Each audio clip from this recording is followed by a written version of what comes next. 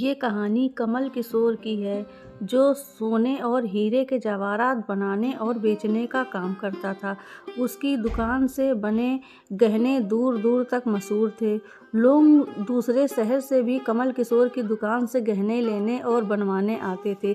चाहे हाथों के कंगन हो, चाहे गले का हार हो, चाहे कानों के कुंडल हो, उसमें हीरे और सोने के बहुत सारे सुंदर मीनाकारी होती कि सब देखने वाले देखते रह जाते।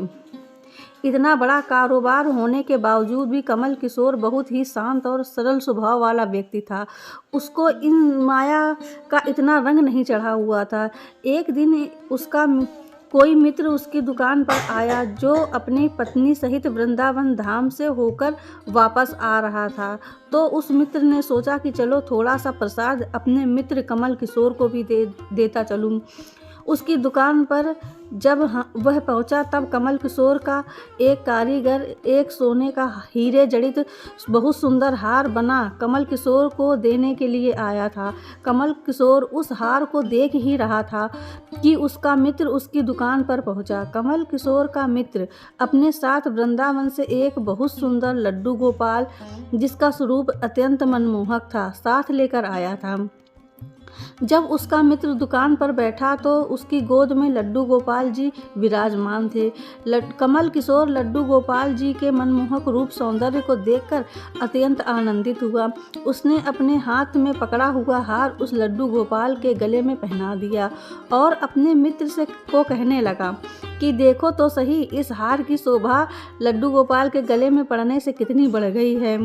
उसका मित्र और कमल किशोर आपस में बातें करने लगे। बातों बातों में ही उसका मित्र लड्डू गोपाल को हार सहित लेकर चला गया।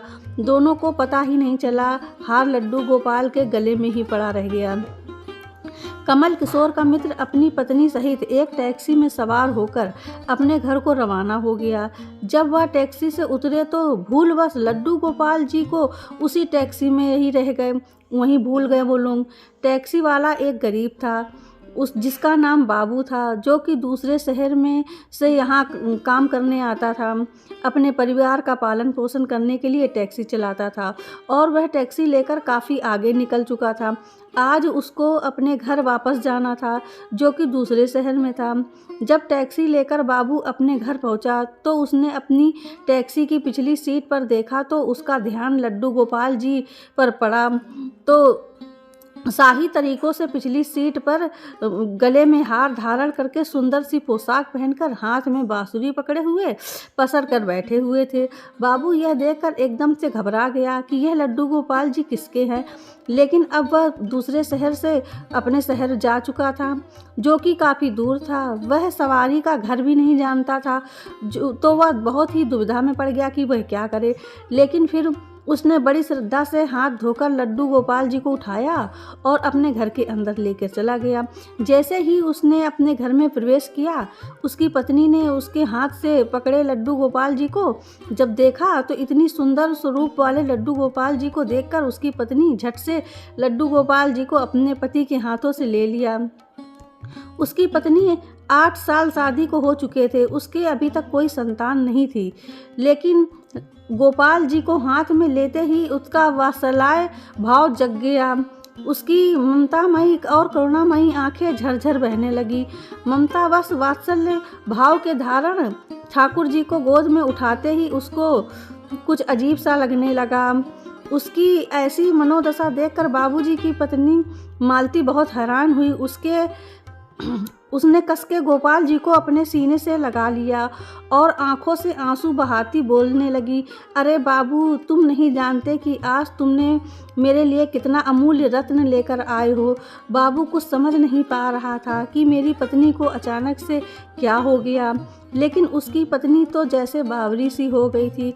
वह गोपाल जी को जल्दी जल्दी अंदर लेके गई और उससे बातें करने लगी। अरे मेरा लाला, इतनी दूर से आए हो, तुम्हें तो बहुत भूख लगी होगी। और उसने जल्दी जल्दी मधु और घी से बनी चूरी बनाकर दूध गर्म करके उस ठाकुर जी को भोग लगाया। और उधर कमल किशोर ने जब अपनी दुकान पर हार न देखा तो उसको याद आया कि हार तो ठाकुर जी के गले में ही रह गया था। तो उसने अपने मित्र को संदेशा भेजा तो मित्र ने आगे से जवाब दिया कि अरे मित्र, वह माखन चोर और चितचोर हार सहित खुद ही चोरी हो गया है। मैं तो खुद इतना परेशान हूँ। कमल किशोर अब थोड़ा सा परेशान हो गया कि इतनी कीमती हार न जाने कहाँ चला गया। मुझे तो लाखों का नुकसान हो गया, लेकिन फिर भी अपने सरल स्वभाव होने के कारण उसने अपने मित्र को कुछ नहीं कहा और उसने अपने मन में सोचा कि कोई बात नहीं, मेरा हार तो ठाकुर जी के ही अंग लगा है। अगर मेरी भावना सच्ची है तो ठाकुर जी उसको पहने रखेंगे। और उधर बाबू और उसकी पत्नी मालती दिन रात ठाकुर जी की सेवा करते। अब तो मालती और बाबू लड्डू गोपाल जी अपने बेटे जैसे ही लगने लगे। लड्डू गोपाल जी की कृपा से अब मालती के घर एक बहुत ही सुंदर बेटी ने जन्म लिया। इन सब बातों का श्रेय वह लड्डू गोपाल जी को ही देते थे। ये हमारा बेटा है और अब हमारी बेटी हुई है। अब हमारा परिवार पूरा हो गया। मालती लड्डू गोपाल जी को इतना स्नेह करती थी कि रात को उठ उठ कर देखने जाती थी कि लड्डू गोपाल जी को कोई कष्ट तो नहीं है। ऐसे ही एक दिन कमल किशोर व्यापार के सिलसिले में दूसरे शहर जाना पड़ा जहाँ पर बाबू रहता था। लेकिन दुर्भाग्यवश जब वह उस शहर में पहुंचा तो अचानक से इतनी बारिश शुरू हो गई कि कमल किशोर को जहां पहुंचना था वह पहुंच ना सका। और तब वहां बाबू अपनी टैक्सी लेकर आ गया और उसने परेशान कमल किशोर से पूछा, बाबूजी आप यहाँ क्यों खड़े हो? बारिश तो रुकने वाली नहीं है, सारे शहर में पानी भरा हुआ है, आप अपनी मंजिल तक ना पहुँच पाओगे। मेरा घर पास ही है, अगर आप चाहो तो मेरे घर आ सकते हो। कमल किशोर, जिसके पास सोने और हीरे के काफ़ी गहने थे, वह अनजान टैक्सी वाले के साथ जाने के लिए थोड़ा सा घबरा रहा था, लेकिन उसके पास और कोई चारा भी तो नहीं था और वह बाबू के घर उसके साथ टैक्सी में बैठकर चला गया। घर पहुंचते ही बाबू ने मालती को आवाज़ दी कि आज हमारे साथ हमारे घर एक मेहमान आए हैं, उनके लिए खाना बना लो। कमल किशोर ने देखा कि बाबू का घर एक बहुत छोटा सा है, लेकिन व्यवस्थित ढंग से सजा हुआ है। घर में अजीब तरह के इत्र की खुशबू आ रही है जो कि उसके हृदय को आनंदित कर रही थी। जब मालती ने उसको भोजन परोसा तो कमल किशोर को उसमें अमृत जैसा स्वाद आया। उसका ध्यान बार बार उस दिशा की तरफ जा रहा था जहाँ पर ठाकुर जी विराजमान थे। वहाँ से उसको एक अजीब तरह का प्रकाश नजर आ रहा था। तो हार कर कमल किशोर ने पूछा कि बाबूजी, अगर आपको कोई ऐतराज़ ना हो तो आप हमें बता सकते हैं कि उस दिशा में क्या रखा है?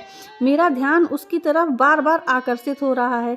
तो बाबू और मालती एक दूसरे की तरफ मुस्कुराते हुए बोले कि वहाँ पर तो हमारे घर के सबसे अहम सदस्य लड्डू गोपाल जी विराजमान हैं। तो कमल किशोर ने कहा, क्या मैं उनके दर्शन कर सकता हूँ?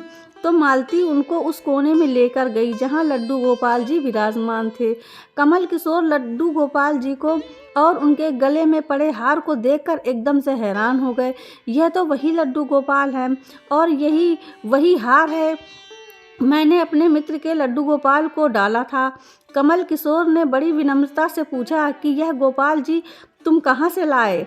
बाबूजी, जिसके मन में कोई छल कपट नहीं था, उसने कमल किशोर को सारी बात बता दी कि कैसे उसको सौभाग्य से गोपाल जी मिले और उनके हमारे घर पर आने से हमारा दुर्भाग्य सौभाग्य में बदल गया। तो कमल किशोर ने कहा, क्या तुम जानते हो जो हार ठाकुर जी के गले में पड़ा है उसकी कीमत क्या है?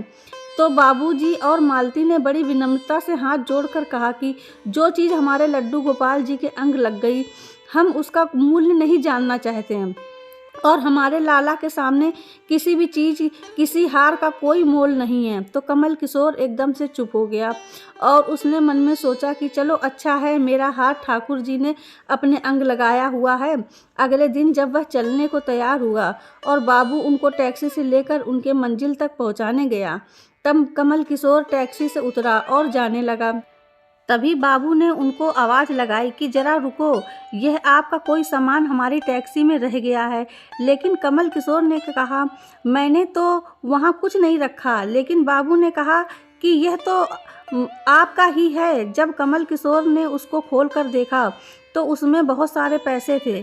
कमल किशोर एकदम से हक्का बक्का रह गया कि यह तो इतने पैसे ही हैं जितने की उस हार की कीमत है।